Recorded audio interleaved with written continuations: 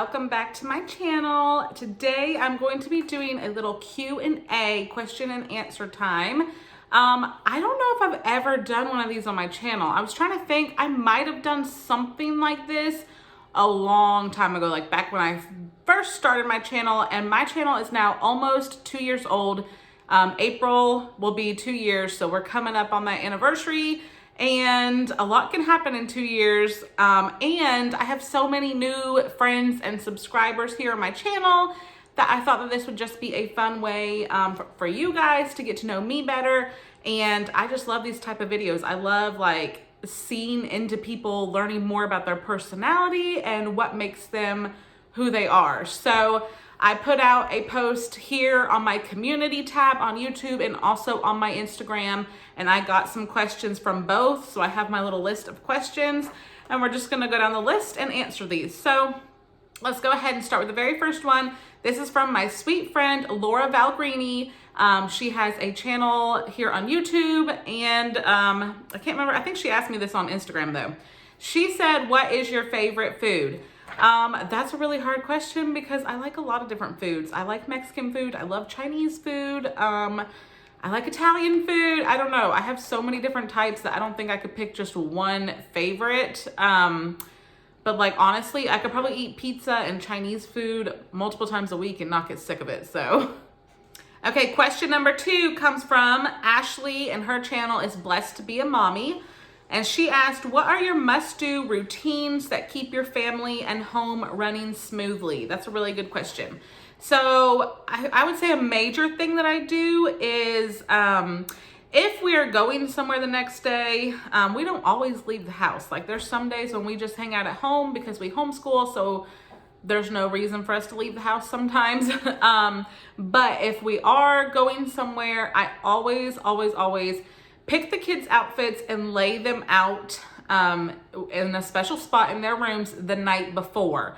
It just really helps the mornings go smoothly, and my kids are now old enough that they pretty much can just dress themselves and they know where their clothes are. They can get dressed. I also do this with my own clothes, especially like Saturday night when we go to church every Sunday morning. I always, pick out what I'm gonna wear. It just really helps the mornings if we're not trying to figure out that morning what everybody needs to wear. So I would definitely recommend that especially if you have multiple kids. It just really helps our mornings flow smoothly. Another thing, like for the home, is just try to have a place for everything. And I know that can be hard, especially if you have a lot of kids. They come with a lot of stuff. But, I try to have everything in its place. And our house is crazy right now because you guys know we are transitioning, trying to get ready to move. So a lot of our stuff is packed up, and I had to move things to different places for like our open house and stuff. But, do the best that you can do. Try to have a home for everything, and that I think will help your house run smoothly. The next question is from one of my subscribers named Adele. She said, what made you decide to homeschool, and were you or your husband homeschooled? So actually me and my husband both were homeschooled at different parts of our childhood. I was homeschooled from 4th grade to 11th grade. We had gone to a private Christian school up until my 3rd grade year. And then I'm the oldest. I have 2 younger brothers. And so when my younger brothers, we were all in school by that point, or my younger brother my youngest was coming into kindergarten. And it was getting really expensive. You guys know private school is really expensive. And so my parents decided to pull us out and homeschool us instead. So that started my 4th grade year. And then I went all the way up to 11th grade. And for my senior year, I had never been to public school because I had gone to private school, homeschool. I don't know. I decided that I wanted to go to public school for my senior year, I guess, to just have that experience of going to like a real high school and like actually graduating in a ceremony and everything. So actually my junior year, I had taken like some classes at the high school while still being homeschooled. So I knew I had a lot of friends there. Plus we had a very big youth group at our church. So I knew a lot of kids that went to school there. But I was already like familiar with the school because I had taken a couple of like elective classes. So I just dove right in and I finished out my senior year in public school, and that was a very fun experience. Kind of a shell shocker for my little, I guess, sheltered self, but it was fine. And then my husband, he was homeschooled, I think for less time than I was. I think somewhere like in that middle school age is when he was homeschooled, because I know that he did go to public high school. So we were both homeschooled, and our parents actually, like, we did not know each other. We lived in complete opposite sides of the country when we were children, but our parents both used the same homeschooling curriculum because it is one of the oldest and very popular in like Christian homeschool circles, and that's Ibotta curriculum. And so what made us decide to homeschool? So our oldest, we have a little preschool here in our town, a public preschool. She went there, and then she went to kindergarten at the public school. And kindergarten was when COVID started, and that school got shut down in March of 2020.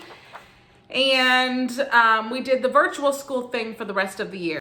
And in 2021, we had the choice. We could send her back to public school, or we could do virtual. They were giving everybody the choice. And I just wasn't super comfortable with sending her back at that point. COVID was still pretty scary to me. And you know how germy and gross kids are in general.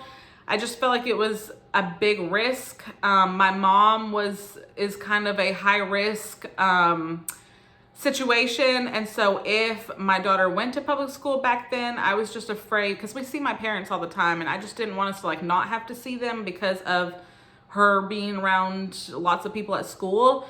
So it was just a choice that we made to do virtual school through our public school. And so we started off doing that, and it was a nightmare. It was really, really bad experience. And I know teachers, I actually went to school to be a teacher, so I love teachers. I appreciate everything that they do. And I know that I know that COVID was crazy for teachers and for schools, and they did the best that they can. But the virtual school was just a really bad experience for us. There was just no way that my 6-year-old could stay on a computer for like 7 hours a day like they wanted her to. So we did that for the first 3 weeks of the school year, and she was having breakdowns and crying every day. I was having breakdowns and crying. Like, it was just really bad. And so me and my husband talked, and we were like, this is just not going to work. And so our options were to either send her back to school full time, which obviously we didn't want to do, or to homeschool. And so we chose to homeschool. And like I said, me and him are both very comfortable with homeschooling because we were both homeschooled. Also, I did go to college to become a teacher. So like, you don't have to be a teacher to homeschool for sure. But I felt like it did give me a little bit more confidence that I was able to do this. And so it did end up using a Ibotta curriculum, which is so funny because that's what both of our parents used with us when we were homeschooled, and it really hasn't changed that much. So it would like brings me back to all my childhood feels. And here we are. She's now in 2nd grade, and we're still homeschooling, and we really enjoy it. And you know, that's kind of one of the silver linings of COVID. We kind of have to take those silver linings when we can. But if COVID wouldn't have happened, we probably would not have ever tried homeschooling. It just wasn't really on my radar at the time. And now we love it. And I don't know how long we'll stick with it. You know, we're just kind of taking it year by year. But for now, we really enjoy it. It works out really good for our family and just our lifestyle and our schedule. Yeah, we're really enjoying it. So that's kind of how we got started on this homeschooling journey. Okay, the next question is also kind of a homeschooling question, and this is from my friend Sarah. Her channel is Millennial Mommy, and she said, how do you manage homeschooling with 3 kids? And you know, it's not always easy. So our oldest is in 2nd grade, our middle is in kindergarten, and then our youngest is 3. So usually my 2nd grader, there are certain things that she can do by herself. She knows she can do her reading, she can do her spelling list because I make her say, spell, say, and write out her whole list every single day. She can do her workbooks. She can do all of that by herself, and then I teach her the lessons. So she will usually get started with what she can do by herself while I teach my son his lessons, because he gets done with his. I mean, it takes us like 45 minutes to an hour to do his school each day. So then he's done, then I can come back and do my second grader, do the lessons with her. And hers really, it doesn't take that long either. She's usually done 3 hours tops and she's done for the day. And then our 3-year-old, she just kind of does her thing. She plays, she will come in here and hang out, she'll color, she'll do puzzles, she'll do blocks, whatever. She's pretty chill. The third child, I feel like, is always chill. I don't really do any school with her. She does pick up on stuff. She already knows like her ABCs and her colors and all that. So I don't really feel the need at this point to sit down and do like a lesson with her. But she's definitely learning by watching and listening and just being around while we're doing school. Okay, my friend Tiffany from Our Small Town Life, she asked, have you always lived in the area you live in now? That's a great question. So I was actually born in South Carolina, and when I was 3 years old, my dad, he was a children's pastor at a church, and he went on a mission trip to the state of Vermont.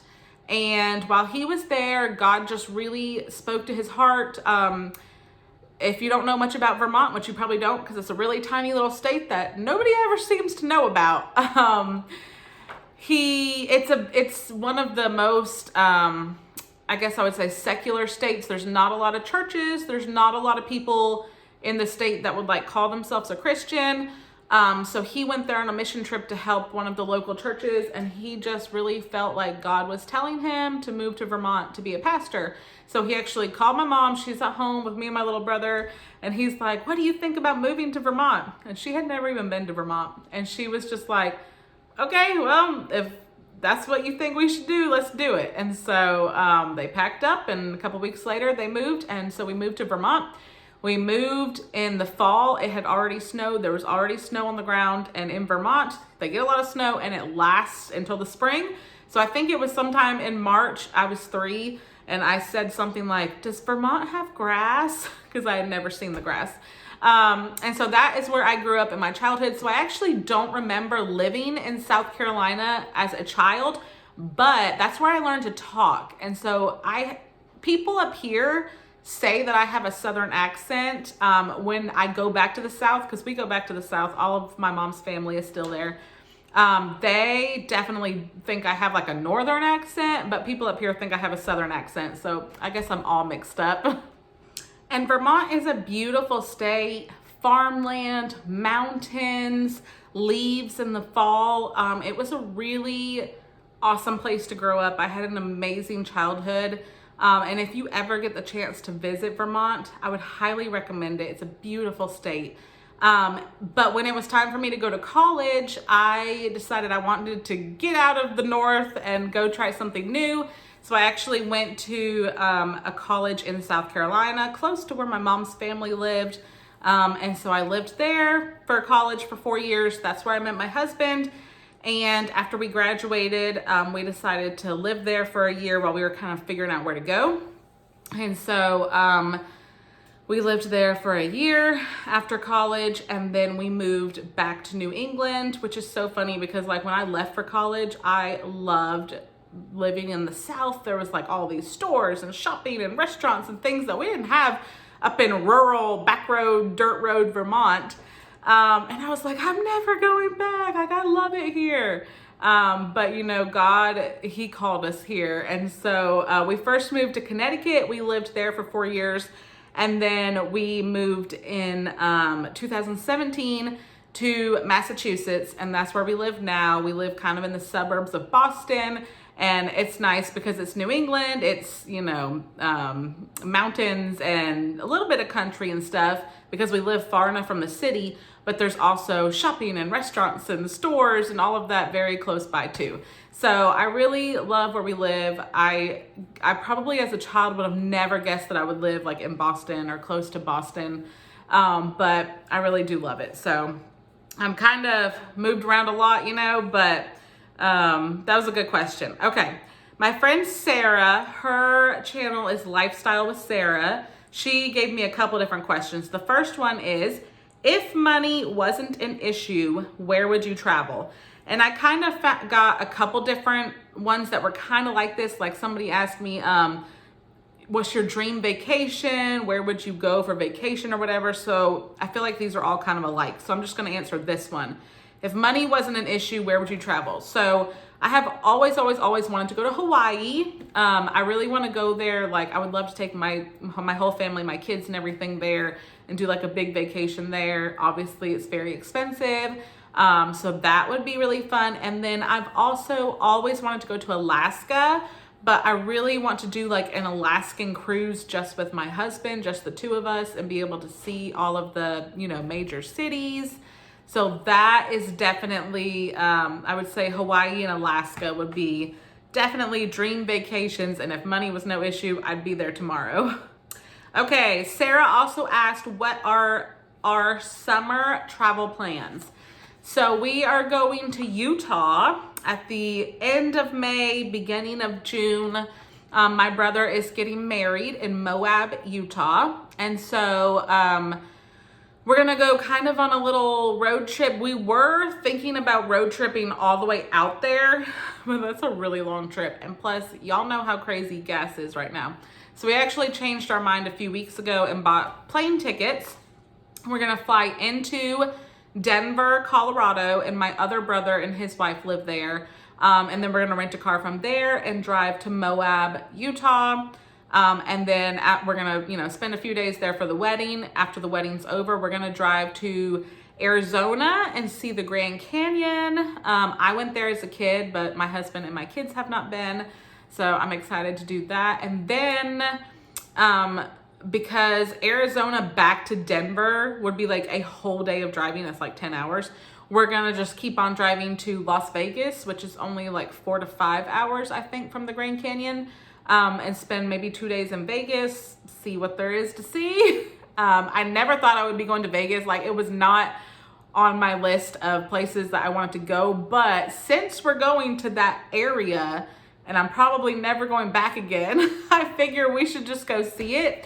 And also, the flights were cheaper to fly out of Vegas than they were to fly out of Phoenix, Arizona. So we're gonna spend 2 days sightseeing in Vegas and then fly home from Vegas.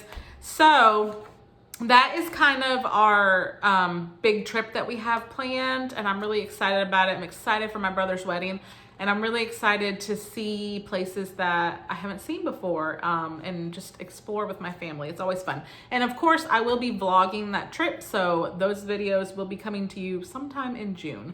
But really, that is our only travel plans for the summer. We have a really busy summer.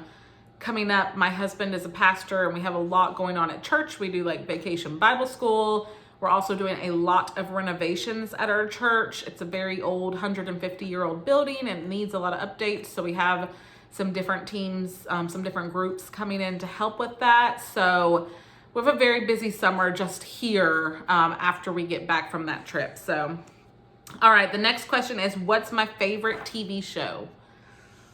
I don't know. That's a good one. This is kind of funny. I love anything on like the ID channel. Like, I love the murder mystery shows or unsolved mysteries, Dateline. I love shows like that.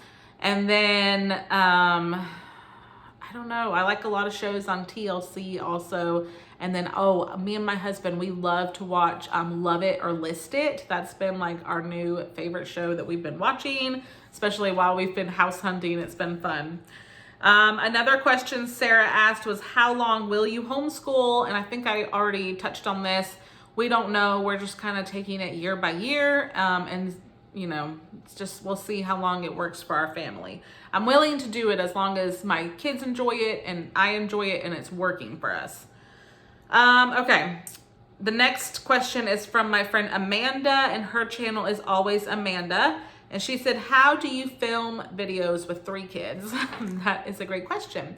So when I film my grocery hauls, I usually will just send them upstairs to go play, and I will tell them, Mommy's filming a video, so be good, don't fight, don't scream. And they're just now like to the ages that they will do that, and like they'll play really good together, and they'll give me like a good 20 minutes to film or whatever. So I guess I'm blessed in that aspect. Now, if I was doing a longer video, they probably wouldn't stay up there and be like good and quiet for much longer than that. So a lot of times I will have to film after they go to bed for the night, which is what I'm doing right now. It is 7:28. My kids go to bed early. They go to bed at 7.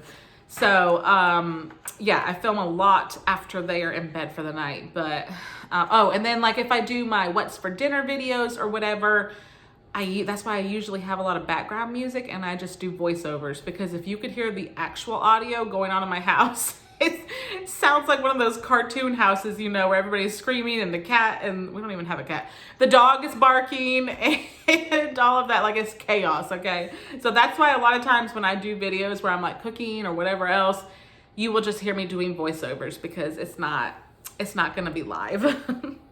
Okay, the next question is from Shasta at Abiding Farmhouse. And she said, what made you want to start a YouTube channel? So I mentioned earlier that my 2-year YouTube anniversary is coming up in April. So what made me want to start a YouTube channel? So my aunt, her name is Erica, and she has a channel. I think a lot of you guys watch her. Her channel is Dorset Doorstep. And she has had a YouTube channel for several years now, and she has done awesome with it. If you're not subscribed to her, go check her out because you will love her. She's seriously one of my favorite YouTubers to watch, and I'm not being biased. She is awesome. But she had for years like encouraged me to start a YouTube channel. And I don't know, I just kept thinking like nobody would want to watch me. Like, I don't think I'm good at that. Like, I'm terrible with technology. There's no way I can do that. So I just kept pushing it off. And then when COVID happened, I was at home. Everything was shut down. The world was shut down. Couldn't go anywhere. There's nothing to do. There's only so much Netflix you can watch. And so I was bored to death, and I really just needed a hobby and something to get my mind off of what was happening in the world and the fact that I couldn't really do anything about it. And so I decided, I guess now is the time to start a YouTube channel. So I did. So I started like doing like cute little videos with my kids. Those were some of my first videos. And that was really mainly to share with like our family, because we couldn't even see my parents, who we see all the time. So at first I was kind of doing videos just to send to like family members. And then I realized how much I liked it. And once I got the hang of editing, it just became really fun for me. And so that's when I started branching out and doing other stuff like grocery hauls and more like mom related content. And ever since then, it's just grown. And now I really just love it. It's fun. And like I said, it's a really good hobby. As a stay-at-home mom, like I don't work a job outside the house. And so this gives me the chance to do something that is like mine. Like it's work, but I enjoy it. And it does give me a chance to earn like a really small income, but you know, it's something, and it makes me like proud of the fact that I'm doing this and I can do this. So that is kind of what made me start my YouTube channel. And now it's just gonna keep doing it as long as I can. The next question is from Stephanie. I'm so sorry, Stephanie. I don't know if your last name is Hajal or Hagel, but she asked, how do you find balance in motherhood? And that is a really good question. That's something that I think all moms kind of struggle with. And something that I have talked about before on my channel that me and my husband have worked out, because I am a stay-at-home mom and we homeschool. So I'm at home with my kids a lot. And his schedule is kind of flexible. And so on Wednesdays, every Wednesday morning pretty much, unless something crazy has come up in our schedule, we have set aside a time where I go to Target. Sometimes I also go to Dollar Tree. I take my sweet time. I stroll through the aisles. I get myself a coffee. And I just enjoy the quiet with nobody needing me, nobody hollering for me. Even if I don't even buy like anything, it's just the time of having that to myself. And so I would really stress to have balance in motherhood. You really do want to find a time that you can have to yourself. And it might be different for you. It might be when the kids go to bed, you take a relaxing bubble bath. Or it might be Saturday mornings, if that's when your husband is available, that you can go get your nails done or go to a coffee shop. You know, just think of something that works for you and your situation, but just somewhere during your week that you can have like that time for yourself. I think that that's really important to rejuvenate us, and also to, you know, give us a chance to feel like Katie, to feel like I was, you know, before I was a mom. Even though being a mom is the best thing in the world, I love being a mom. It is easy to lose yourself in that. At least I think. I just think that that time is really important. So that is just what I would encourage other moms to do. Okay, this is the last question. This one is from Mama Jessie J. That is her channel name. And this is a good one. She said, did your husband go into ministry before or after you were married? That's a fun story. So I've mentioned this several times. My husband is a pastor. So we met in college. And when we met, I was a pastor's kid. My dad was a pastor my whole life. He was also a pastor's kid. His dad was a pastor. And we went to a Christian college, and so our school had these like teams, like ministry teams that were volunteer. You know, you could sign up to be on one, and they would put you with a team of like, you know, 6 to 8 other college students, and you would go do a ministry like one time a week somewhere in the city. And so me and him, we did not know each other. We both signed up and got put on this team together. That was the first time we met each other. And he was actually the only boy on our team. We had like 7 girls and then him. And so he was like super quiet and shy, I think, being around like 7 girls. And we got assigned to a church, a new church that was starting. And they needed help on Wednesday nights. They wanted to do like a children and youth program, and they needed help. Well, all of the other girls on our team wanted to work with the cute little kids and the babies. And Logan, my husband, who was just an acquaintance at that time, he said, well, I'll work with the teenagers. And he had to have a helper. None of the other girls wanted to work with teenagers. So I was like, okay, I'll work with teenagers. So that is how me and him met, doing ministry together. We would create lesson, come up with games, do this whole youth group program for these teenagers on Wednesday nights. And so through that, like, our relationship grew. Of course, then we fell in love. But that is how we met. Like, that's where our relationship got its roots, was doing ministry together. So he was, you know, it was a volunteer position, but he was, I guess, doing ministry like when we met. And then he became a youth pastor at a church, like a paid position, while we were dating and engaged. And I was very involved. I was there for everything, helped him plan everything. And then after we got married, he became a pastor. So I would say our entire relationship has been in ministry. Like, we have never had a time where we haven't been.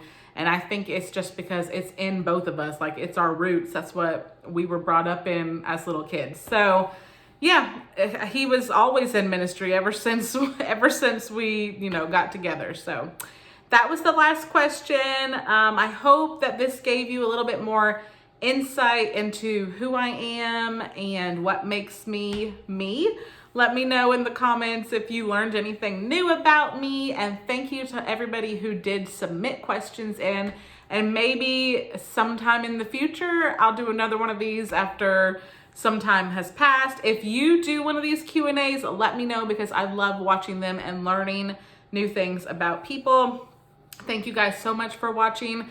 Thank you for your support. I tell you every single time, but it really does mean the world to me when you guys watch my videos, when you comment, when you like them, and when you subscribe. It just makes me so happy, and I'm so appreciative. So thank you guys. Have a great week, and I'll see you in the next video. Bye, guys.